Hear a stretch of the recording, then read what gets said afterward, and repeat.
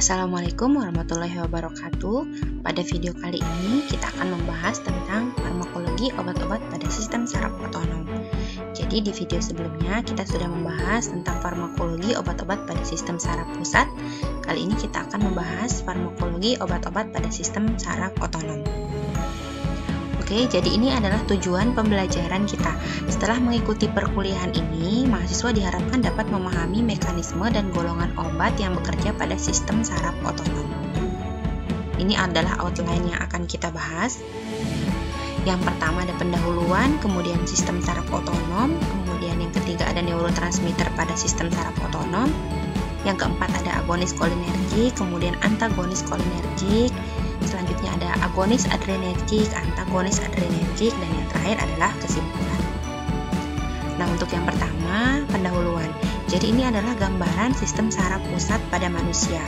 Di video sebelumnya saya sudah mereview sedikit tentang sistem saraf yang ada di manusia seperti apa. Boleh nanti kalian buka kembali atau kalian juga pelajari mata kuliah atau materi kuliah kalian di anatomi fisiologi manusia tentang sistem saraf ya. Jadi ini sistem saraf kita ada dua ya untuk sistem saraf pusat, yaitu otak dan sumsum tulang belakang. Oke, ini sistem saraf pusat yang terletak di otak dan medula spinalis atau sumsum tulang belakang. Kemudian sistem saraf tepi, ada sistem saraf somatis yang terdiri dari 12 pasang saraf kranial dan 31 pasang saraf spinal. Nah, untuk sistem saraf otonom di sini terbagi menjadi dua subsistem, yaitu sistem saraf simpatis dan sistem saraf parasimpatis, di mana kedua sistem saraf ini bekerjanya berlawanan ya. Jadi memang kita harus memahami anatomi dan fisiologi dari sistem saraf otonom itu gunanya untuk kita nanti memperkirakan efek farmakologi obat-obatan baik pada sistem saraf simpatis maupun sistem saraf parasimpatis. Oke, ini sistem saraf otonom. Jadi sistem saraf otonom atau disebut juga sistem visceral merupakan sistem saraf yang bekerja pada otot polos dan kelenjar. Nah, sistem ini membantu mengatur contohnya seperti tekanan arteri, kemudian motilitas dan sekresi gastrointestinal, kemudian pengosongan kandung kemih ya, berkeringat, kemudian mengatur suhu tubuh, terus beberapa yang ada misalnya di pupil kita seperti itu ya contohnya ya.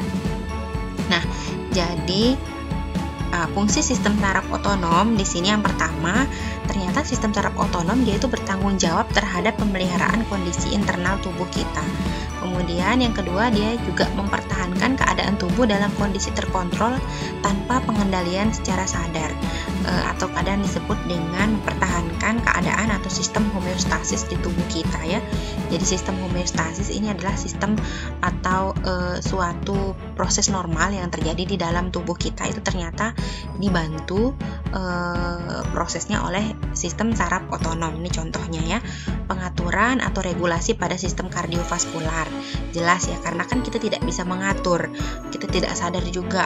Misalnya jantung kita berdenyut setiap detik, tidak sadar ya, karena memang itu diatur oleh sistem saraf otonom.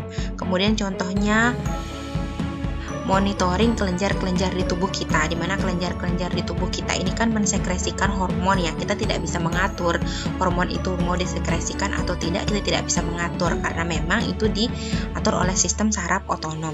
Kemudian monitoring kerja otot polos, misalnya otot polos yang ada pada gastrointestinal seperti yang saya sebutkan tadi. Kita tidak bisa mengontrol gastrointestinal kita bergerak atau kita minta berhenti, itu tidak bisa karena memang dia dikendalikan secara tidak sadar ya oleh sistem saraf otonom. Jadi sistem saraf otonom itu dia bekerja secara otomatis ya, tanpa perintah dari sistem saraf sadar. Jadi walaupun kita tidur, kita nggak sadar ya, itu tetap berjalan sistem saraf otonom itu, dimana jantung kita tetap berdenyut, kemudian otot polos gastrointestinal kita tetap berkontraksi. Nah, jadi sistem saraf otonom itu sama dengan saraf tak sadar karena tadi ya bekerja di luar kesadaran. Oke, ini klasifikasinya seperti yang saya sebutkan tadi ya, dibagi menjadi dua subsistem berdasarkan anatominya. Yang pertama disebut dengan sistem saraf simpatik dan yang kedua disebut dengan sistem saraf parasimpatik. untuk sistem saraf simpatik itu ternyata adalah jenis saraf adrenergik dan dia bersifat katabolik. Kemudian sistem saraf parasimpatis itu merupakan jenis saraf kolinergik dan dia bersifat anabolik. Apa sih bedanya? Kita akan bahas di slide ini. Oke. Ini sistem saraf simpatik ya. Nah, jadi sistem saraf simpatik itu merupakan sistem saraf yang sifatnya katabolik ya. Dimana katabolik itu artinya dia membakar energi atau menghancurkan zat untuk menghasilkan energi ya. Jadi dia itu memberikan fight or flight response. Jadi ini fight or flight ini kan artinya bertarung ya, perang. Jadi di sini dia tuh memberikan respon yang memberikan respon untuk berjuang kayak gitu ya, untuk menghasilkan produknya energi. Nah, jadi dia disebut juga dengan sistem torakolumbar karena meninggalkan sistem saraf pusat itu melalui bagian otak yaitu torak dan saraf lumbar pada kolom vertebral sistem saraf pusat kita. Nah, sistem saraf simpatik itu juga mempunyai saraf postganglion yang panjang ya, sehingga membawa konsekuensi aksinya itu lebih luas. Jadi dia membawa atau menghantarkan sinyalnya itu lebih luas karena dia memiliki saraf postganglion yang panjang ya. Dimana sebagian besar saraf postganglion itu melepaskan neurotransmitter norepinefrin atau NE yang pada gilirannya berinteraksi dengan reseptor adrenergik. Ada juga yang menyebut norepinefrin ini dengan sebutan adrenalin, itu sama. Nah, namun sebagian ada juga yang melepaskan asetilkolin dan dopamin, tapi ini jumlahnya sedikit. Dia sebagian besar adalah neurotransmitter norepinefrin. Kemudian ini sistem saraf parasimpatis. Tadi ya, sistem saraf parasimpatis itu sifatnya dia anabolik. Anabolik itu artinya dia itu menyimpan energi. Jadi anabolik itu dari energi yang tadi dihasilkan oleh proses katabolik itu dia yang menyimpan. Ya, menyimpan itu namanya sifatnya anabolisme. Nah, di sini ada kata lain juga, dia tuh rest and digest system. Jadi dia itu ada di fase yang sedang istirahat. Tidak sedang berjuang kayak fight or flight response tadi. Nah, untuk sistem parasimpatik dia itu disebut juga dengan sistem kraniosakral karena sistem saraf ini meninggalkan sistem saraf pusat melalui saraf kranial dan saraf sakral pada sumsum tulang belakang kita atau medula spinalis. Kemudian dia itu juga mempunyai saraf postganglion yang pendek sehingga membawa konsekuensi aksinya hanya terlokalisasi atau tidak ke area yang lebih jauh ya. Seperti tadi simpatis kan saraf postganglionnya panjang sehingga dia menghantarkan sinyalnya itu lebih jauh. Nah, sedangkan kalau yang parasimpatik ini ternyata saraf postganglionnya itu pendek sehingga dia menghantarkan sinyalnya hanya terlokalisir atau terlokalisasi. Nah, semua saraf postganglionik itu ternyata dia melepaskan neurotransmitter asetilkolin ya, yang pada gilirannya itu akan berinteraksi dengan reseptor muskarinik atau nikotinik. Itu untuk saraf parasimpatis. Nah, ini dia perbandingannya sistem saraf otonom. Di sini ada simpatik, kemudian di sini ada saraf parasimpatik. Jadi seperti yang saya bilang tadi, dia itu kalau saraf simpatik itu adalah fight or flight response tadi ya. Kalau saraf parasimpatik adalah rest and digest response. Contohnya apa sih fight or flight response ini? Contohnya yang pertama, dia meningkatkan denyut jantung, kemudian meningkatkan tekanan darah, kemudian dia meningkatkan airways kita atau laju pernapasan kita ya. Kemudian dia meningkatkan juga proses glikogenolisis, pemecahan glikogen untuk menghasilkan glukosa dan energi. Tadi ya, karena memang saraf simpatetik ini dia sifatnya katabolisme atau katabolik dan menghasilkan energi. Nah, kemudian kalau saraf parasimpatis itu ternyata berkebalikan dengan saraf simpatis. Contohnya, saraf parasimpatis itu ternyata dia menyebabkan penurunan heart rate kita, kemudian penurunan blood pressure kita, kemudian penurunan airways. Tapi dia itu juga dapat meningkatkan sekresi saliva dan meningkatkan digestion.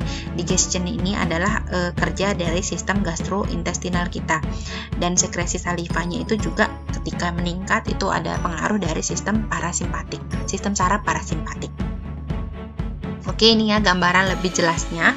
Ini dibentuk skema ya, bagaimana sih parasimpatik dan simpatis itu beregulasi di masing-masing organ. Nah, Nah, di sini saraf parasimpatik yang berwarna biru, kemudian simpatik yang berwarna pink. Jadi kita lihat satu persatu ya. Di mata, ternyata saraf parasimpatik itu dia akan menyebabkan kontraksi di pupil kita, sedangkan saraf simpatik dia menyebabkan dilatasi pupil.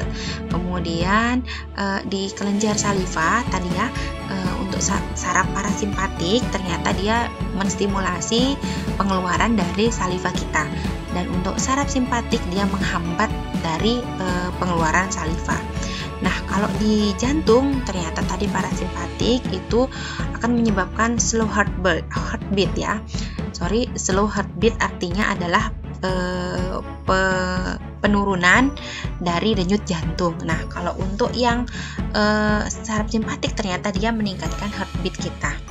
Nah, kalau di paru-paru, di sini paru-paru ya, ternyata untuk saraf parasimpatik dia itu menyebabkan kontraksi di bronkus kita, sedangkan saraf simpatik itu dia menyebabkan dilatasi bronkus.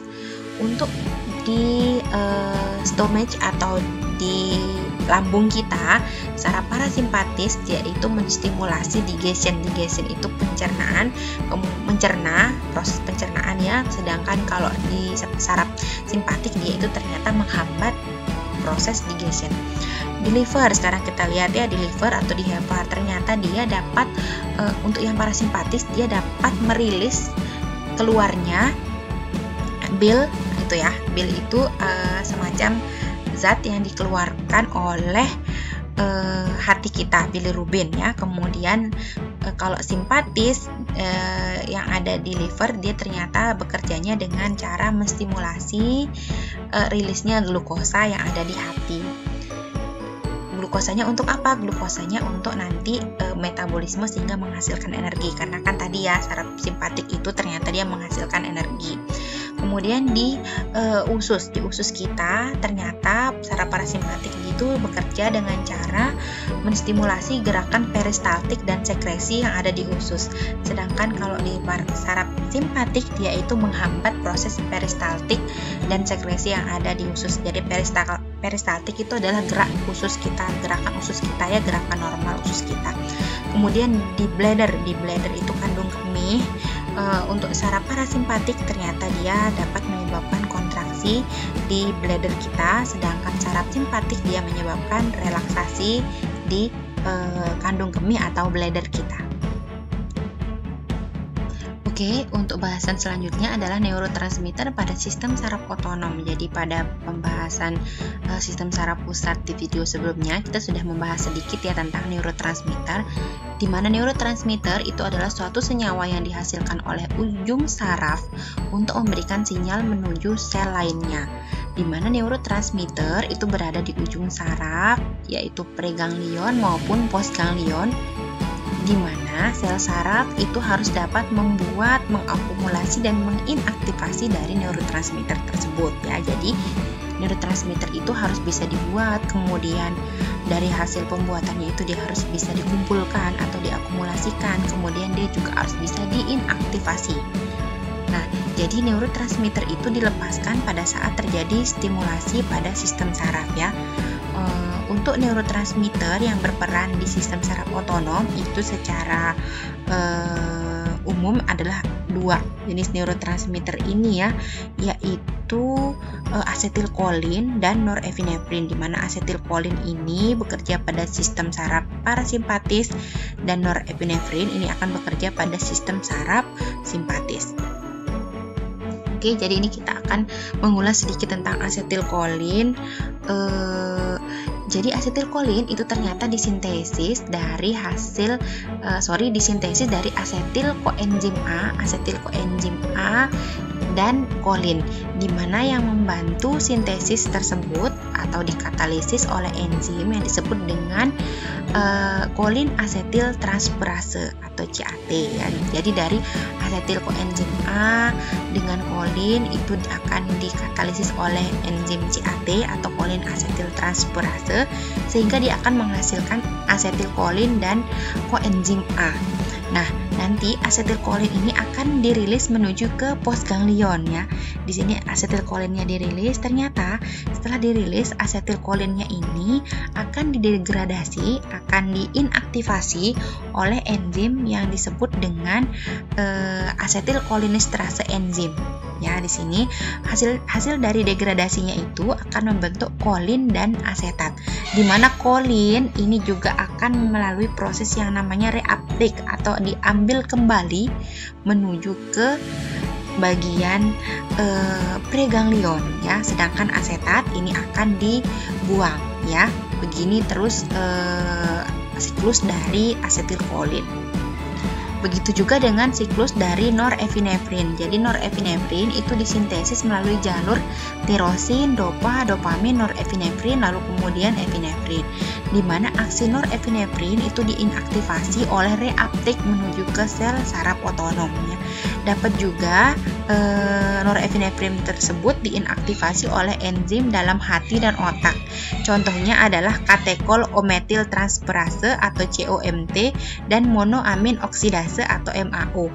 Di sini kita sudah pernah bahas ya monoamin oksidase ini di pembahasan sistem saraf pusat yang sebelumnya, yaitu di bagian obat-obatan untuk pasien depresi ya, yaitu MAOI, monoamin oksidase inhibitor. Nanti bisa dicocokkan kembali.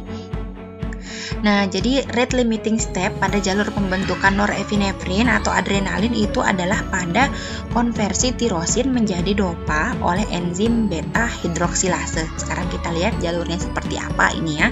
Ini adalah jalur biosintesis dan degradasi dari norepinefrin. Jadi norepinefrin itu bahan awalnya itu adalah tirosin ya. Jadi tirosin itu akan dikonversi menjadi levodopa, L-dopa. L itu adalah levodopa oleh tirosin beta hidroksilase. Nah, jadi dari levodopa itu dia akan dikonversi menjadi dopamin oleh dopa dekarboksilase ya. Ini adalah enzimnya. Nah, dopamin ini bisa didegradasi oleh MAO dan COMT itu menjadi asam homofanilat. Sedangkan dopamin ini itu kalau tidak didegradasi dia akan dapat membentuk yang disebut dengan norepinefrin atau adrenalin. Nah, norepinefrin atau adrenalin ini juga bisa didegradasi oleh MAO dan COMT menjadi asam vanilin mandelat. Ini adalah jalurnya ya, gambaran jalur dari biosintesis dan degradasi norepinefrin tersebut. Oke, ini adalah reseptor untuk asetilkolin. Jadi asetilkolin itu kan ini adalah reseptor untuk asetilkolin ya. Dimana reseptor untuk asetilkolin itu dibagi menjadi dua ya. Ada namanya reseptor asetilkolin muskarinik dan ada reseptor asetilkolin nikotinik. Nah, jadi asetilkolin ini merupakan suatu neurotransmitter yang membutuhkan pasangannya. Pasangannya adalah reseptornya yang tepat ya. Jadi pasangan untuk asetilkolin ini adalah reseptor asetilkolin muskarinik. Di sini ada tipe-tipenya ya. Ada M1, M2, M3, M4 dan M5. Ini tergantung tempat atau lokasi dari reseptor tersebut. Kemudian untuk reseptor norepinefrin itu ada reseptor alfa dan beta, dibagi menjadi dua ya, reseptor adrenergik alfa dan adrenergik beta, di mana ada alfa 1, alfa 2, kemudian beta 1, beta 2 dan beta 3. Selanjutnya adalah obat-obat yang bekerja pada sistem saraf otonom. Di sini terbagi menjadi dua ya, yaitu obat-obat yang bekerja pada sistem saraf kolinergik atau saraf parasimpatis dan obat-obat yang bekerja pada sistem saraf adrenergik atau sistem saraf simpatis ya. Di sini untuk saraf kolinergik itu adalah saraf yang berhubungan dengan reseptor asetilkolin dan saraf adrenergik adalah saraf yang berhubungan dengan reseptor adrenergik. Di sini terbagi menjadi dua untuk obat-obat yang bekerja pada saraf kolinergik. Ada agonis kolinergik dan antagonis kolinergik, di mana agonis kolinergik ini dia akan memicu aksi dari kolinergik, sedangkan antagonis kolinergik dia akan menghambat aksi dari kolinergik.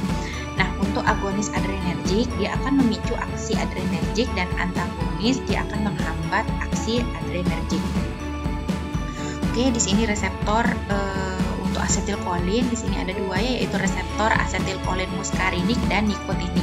Di sini kita lihat dulu yang reseptor asetilkolin muskarinik itu terbagi menjadi ada 5 reseptor, yaitu M1, M2, M3, M4, dan M5.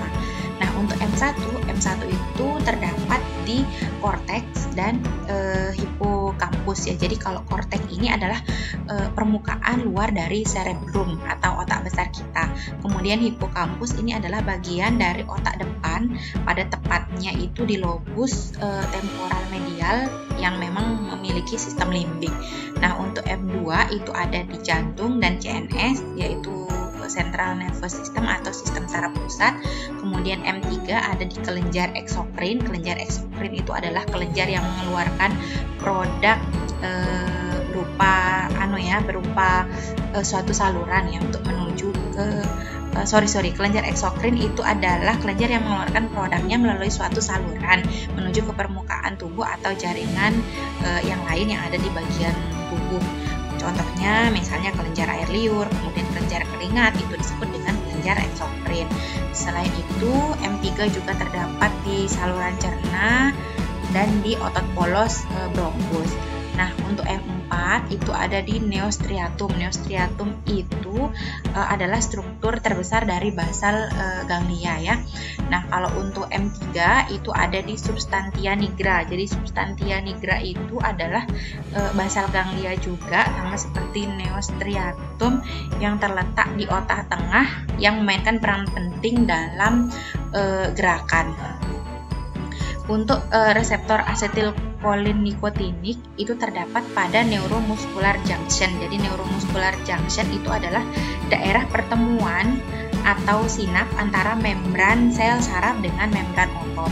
Nah, selain itu juga ada di ganglia otonom dan pada medula adrenal, di mana fungsinya untuk asetilkolin nikotinik ini adalah untuk mengontrol aktivitas sistem saraf somatik. Oke, untuk agonis kolinergik kita akan lihat satu persatu ya. Jadi agonis kolinergik itu merupakan obat atau senyawa yang memperkuat atau meningkatkan aktivitas saraf kolinergik. Dia itu juga disebut dengan kolinomimetik karena aksinya memang menyerupai asetilkolin dan dia memang sangat mirip ya dengan asetilkolin. Jadi mekanisme aksi agonis kolinergik itu terbagi menjadi dua.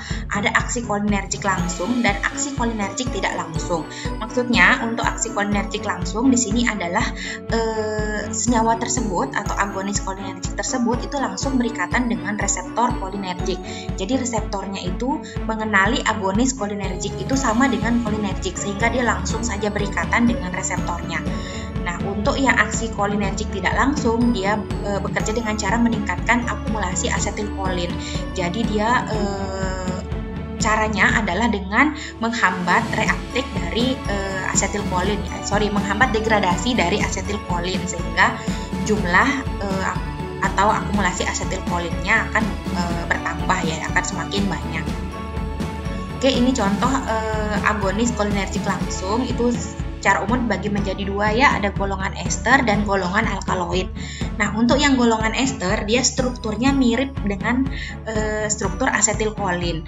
Kemudian dia dapat dimetabolisme oleh enzim asetilkolinesterase. Ingat ya, enzim asetilkolinesterase ini adalah enzim pendegradasi asetilkolin. Contohnya adalah beta-nekol, karbakol, metakolin.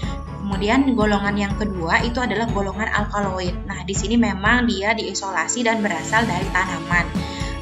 Nanti kalian pasti akan mempelajari ya tanaman yang mengandung metabolit sekunder alkaloid apa saja di mata kuliah biasanya farmakognosi atau fitokimia. Nah, golongan alkaloid ini dia itu tidak dapat dimetabolisme oleh enzim asetilkolinesterase. Dia tidak bisa sehingga jumlahnya akan menjadi sangat banyak di dalam sel saraf ya. Contoh senyawanya adalah arekolin, muskarin, dan pilokarpin. Nah, di sini dia aksi beberapa agonis kolinergik pada reseptor M ini reseptor muskarinik ya, dan N ini reseptor nikotinik. Di sini kita melihat dulu contoh agonisnya ada asetilkolin. Asetilkolin kan memang senyawa aslinya. Kemudian ada metakolin, lalu ada karbakol, lalu ada beta-nekol. Di sini ada beberapa parameter. Yang pertama ada apakah dia terurai oleh kolinesterase. Kemudian ada di sini aksi farmakologi ya, baik pada reseptor muskarinik ataupun nikotinik. Di sini ada efek pada kardiovaskular, efek pada gastrointestinal, efek pada urinari, kemudian mata, dan apakah dia diantagonis oleh atropin ya. Jadi atropin ini merupakan salah satu senyawa antagonis kolinergik yang paling umum ya. Kita lihat yang untuk asetilkolin, ternyata dia sangat banyak diuraikan oleh kolinesterase ya. Jadi tanda positif ini menunjukkan intensitasnya, maka semakin banyak tanda positifnya berarti aksinya pada tempat tersebut itu besar, seperti itu ya, dibanding dengan tanda yang minus seperti ini. Nanti kalian mungkin bisa pelajari lebih detailnya di sini, maknanya itu sudah saya buat agar kalian lebih memahami ya. Oke, jadi di sini untuk efek pada kardiovaskular itu yang paling besar ternyata metakolin. Sedangkan pada gastrointestinal ternyata karbakol dan betanekol itu besarnya sama efeknya ya. Untuk urinari juga karbakol dan betanekol itu berikatan dengan reseptor muskarinik ya. Untuk mata ternyata masih karbakol dan betanekol yang paling besar berikatan dengan reseptor muskarinik yang ada di mata. Nah, untuk reaksi dengan atropin atau diantagonis oleh atropin itu ternyata asetilkolin, metakolin, dan betanekol yang paling besar. Nah, untuk yang nikotinik ternyata yang paling banyak berikatan dengan reseptor nikotinik ini adalah karbakol. Oke, ini untuk aksi tidak langsung yang kadang disebut dengan kolinesterase inhibitor. Mengapa disebut kolinesterase inhibitor? Karena memang aksi tidak langsung itu bekerja dengan cara menghambat enzim asetilkolinesterase yang bertugas mendegradasi asetilkolin. Tujuannya apa? Untuk meningkatkan jumlah asetilkolin yang ada di sinap kita ya. Di sini ada dua, ada inhibitor reversible dan ada inhibitor irreversible. Reversible ini artinya bisa kembali lagi setelah bereaksi, kemudian kembali ke bentuk semula, sedangkan irreversible dia tidak bisa kembali ke bentuk semula. Kita bahas dulu yang inhibitor reversible, dia itu bekerja dengan menghambat interaksi asetilkolin dengan enzim asetilkolinesterase seperti yang saya jelaskan sebelumnya. Contoh senyawanya ada endroconium, neostigmin, dan piridostigmin ya. Nah, obat-obat ini digunakan salah satunya untuk kondisi miastenia gravis. Jadi miastenia gravis itu adalah penyakit imun atau penyakit yang disebabkan karena terganggunya sistem imun, di mana terjadi penurunan jumlah reseptor asetilkolin pada sel otot, sehingga otot itu akan mengalami penurunan aktivitas atau lemah.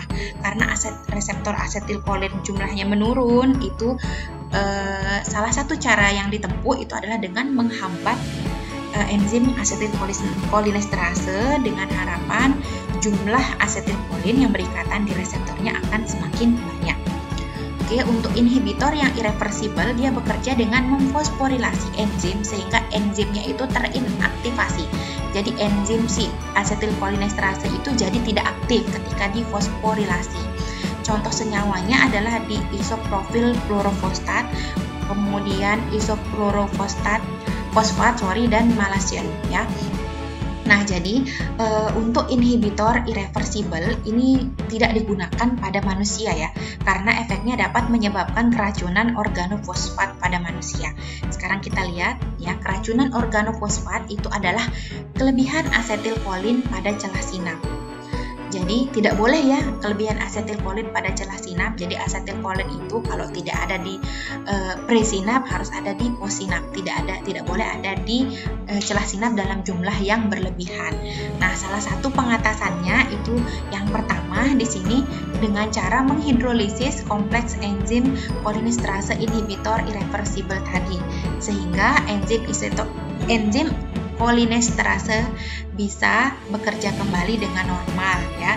Jadi setelah dia bekerja kembali dengan normal, enzim asetilkolinesterase itu dia akan menhidrolisis atau mendegradasi asetilkolin. Jadi efek asetilkolin itu akan mengalami penurunan karena kan tadi asetilkolinnya menumpuk ya. Jadi sekarang didegradasi. Contoh obatnya adalah pralidoxim. Kemudian cara yang kedua itu adalah mengantagonis asetilkolin pada reseptornya dengan cara memberikan antagonis asetilkolin. Jadi kalau sudah kita berikan antagonis asetilkolin, otomatis yang agonis asetilkolin itu tidak dapat berikatan dengan reseptor karena sudah diambil oleh si antagonis ini. Jadi efeknya akan mengalami penurunan. Contohnya adalah senyawa atropin.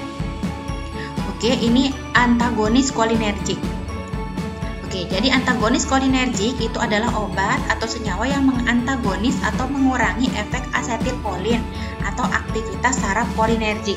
Dia juga disebut dengan kolinolitik ya. Kolinolitik, litik artinya merusak, memecah. Karena memang aksinya menghambat kerja dari asetilkolin. Obat-obat yang bekerja sebagai antagonis kolinergik ini secara umum ada 3 ya.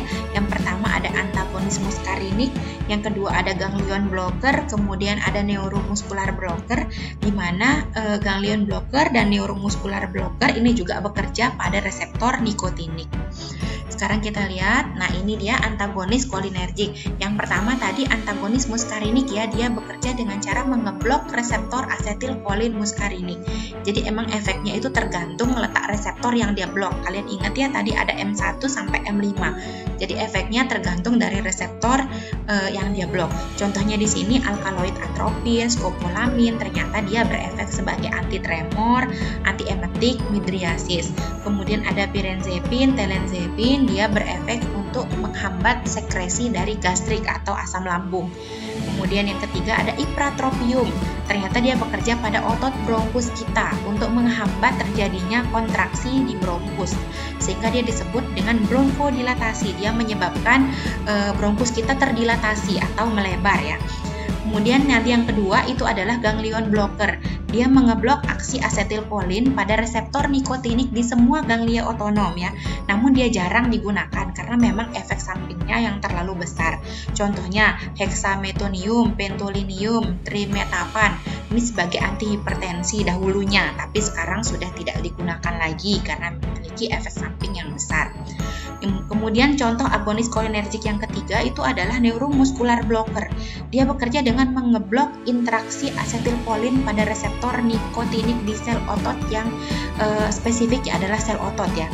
Dia akan menyebabkan efek relaksasi otot. Jadi otot kita yang tadinya spasme berkontraksi itu ketika diberikan neuromuskular blocker ini akan terrelaksasi. Contohnya suksinilkolin, tubokurarin, panfuronium, atracurium. Jadi dia memang obat-obat ini digunakan untuk melemaskan otot pernafasan sebelum dilakukan proses pembedahan atau operasi. Oke, selanjutnya adalah reseptor adrenergik. Di sini reseptor adrenergik yang akan kita bahas itu ada 4 ya, yaitu alfa 1 reseptor, beta 1, alfa 2, dan beta 2. Nah, untuk alfa 1 reseptor, dia ini ada di pembuluh darah yang ada di kulit dan sistem pencernaan serta kandung kemih. Nah, pada respon flight or fight itu terjadi penurunan aliran darah pada organ-organ ini ya. Contohnya pada kejadian seseorang itu takut ataupun kaget gitu ya, kadang tiba-tiba berubah menjadi pucat dan muncul rasa pengen buang air kecil, itu akibat teraktivasinya reseptor alfa 1 ini. Kemudian beta 1 reseptor itu terutama terdapat pada otot jantung.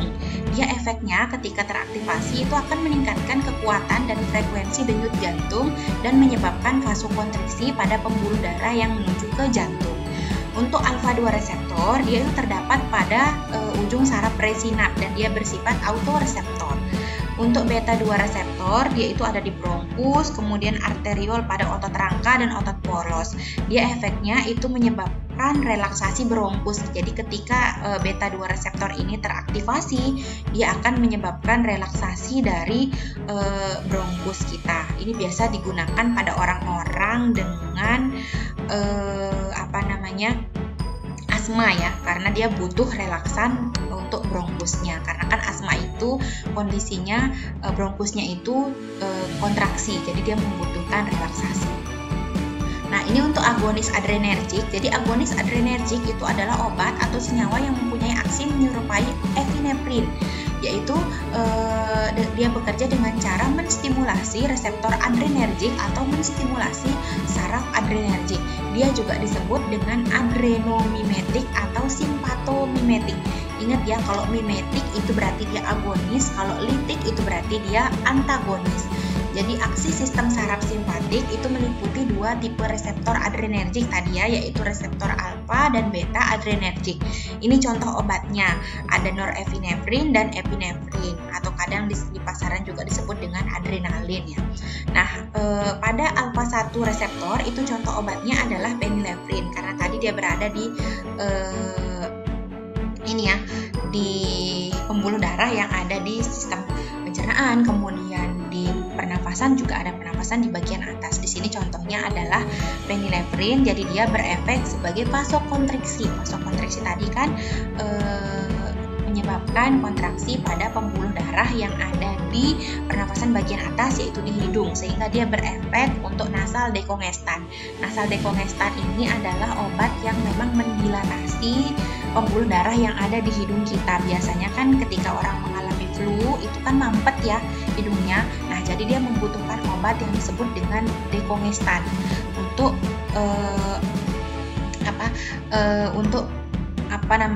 mengkontraksi ya pembuluh darah yang ada di hidungnya atau di nasal tadi ya.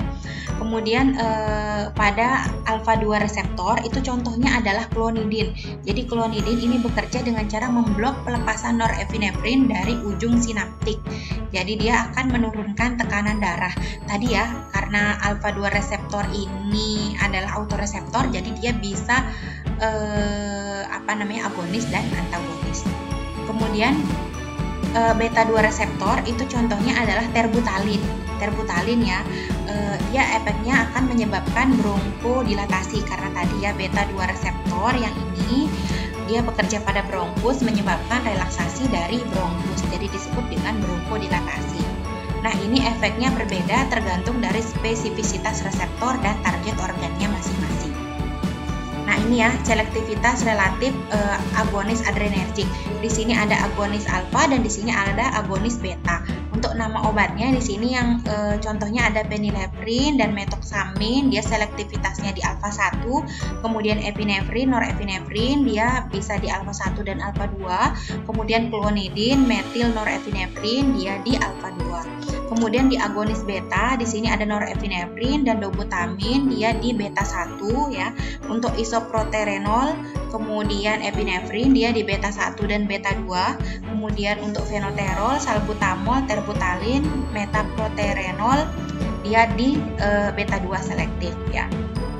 Kemudian ini antagonis adrenergik, yaitu obat atau senyawa yang mengeblok sistem saraf simpatik. Disebut juga dengan adrenolitik atau simpatolitik.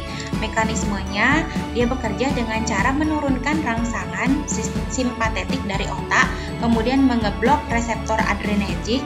Yang ketiga, dia menurunkan pengeluaran norepinefrin. Ya. Di sini antagonis dari adrenergik itu dibagi menjadi 3, ada central blocker, ada alpha blocker, dan beta blocker.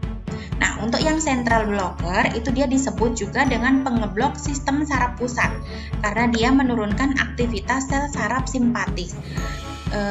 Jadi central blocker ini merupakan agonis reseptor alfa 2 ya. Yang tadi saya bilang autoreseptor tadi, dia bekerja dengan menghambat rangsang simpatetik dari otak, menghambat pengeluaran norepinefrin dari ujung saraf simpatik. Jadi secara klinik untuk central blocker ini banyak digunakan untuk pengobatan hipertensi, contohnya adalah klonidin. Kemudian di sini alfa dan beta blocker. Di sini alfa blocker dan beta blocker. Nah, untuk alfa blocker antagonis reseptor ini ya. Contohnya ada prazosin dan doxazosin. Dia ini bekerja mengurangi tonus pada kontraksi sel otot pembuluh darah. Jadi dia berefek untuk obat anti hipertensi. Selain itu juga prazosin, doxazosin ini juga bisa digunakan untuk obat BPH ya, benign prostate hyperplasia, karena memang penyakit ini biasa diderita oleh para laki-laki ya, di mana kelenjar prostatnya itu mengalami kontraksi yang berlebihan sehingga membutuhkan prazosin untuk mengurangi kontraksi pada sel ototnya. Kemudian alfa 2 reseptor antagonis contohnya adalah yohimbin, dia digunakan untuk mengatasi gangguan ereksi pada pria. Nah, untuk beta blocker di sini ada beta 1 antagonis, contohnya ada alprenolol dan propranolol. Jadi dia memang banyak digunakan untuk obat antihipertensi karena efeknya mengurangi tonus pada kontraksi jantung. Nah, untuk beta 2 antagonis ini butoxamin, dia juga bersifat vasokonstriksi, namun sekarang sudah tidak digunakan lagi karena memiliki efek samping yang sangat besar dan berbahaya. Oke, ini selektivitas relatif dari antagonis adrenergik ya. Di sini antagonis alfa dan antagonis beta. Contohnya yang antagonis alfa itu prazosin, doxazosin, phenoxybenzamin, dia selektif di alfa 1, kemudian ventolamin di alfa 1 dan alfa 2, kemudian yohimbin dan tolazolin dia di alfa 2. Untuk antagonis beta ada metoprolol, acebutolol, alprenolol, atenolol, dia bekerja selektif menghambat beta 1. Kemudian ada propranolol, timolol, nadolol, pindolol, dia selektif di beta 1 dan beta 2. Dan untuk butoxamin tadi yang sudah tidak banyak digunakan, dia selektif di beta 2 saja. Oke, ini kesimpulannya. Untuk agonis kolinergik, dia itu merupakan obat atau senyawa yang memperkuat atau meningkatkan aktivitas saraf kolinergik sehingga disebut dengan polinomimetik. Untuk antagonis kolinergik, dia bekerja sebaliknya, dia mengurangi atau mengantagonis efek asetilkolin sehingga disebut dengan kolinolitik. Nah, untuk agonis adrenergik, dia bekerja menyerupai epinefrin, yaitu menstimulasi reseptor adrenergik atau menstimulasi saraf adrenergik sehingga disebut dengan adrenomimetik atau simpatomimetik. Untuk antagonis adrenergik, dia bekerja dengan mengeblok sistem saraf simpatik sehingga disebut dengan adrenolitik dan simpatolitik. Oke, sekian penjelasan singkat tentang sistem saraf otonom. Jika ada hal yang ingin didiskusikan, nanti boleh ditanyakan kemudian. Terima kasih, semoga dapat dipahami. Wassalamualaikum warahmatullahi wabarakatuh.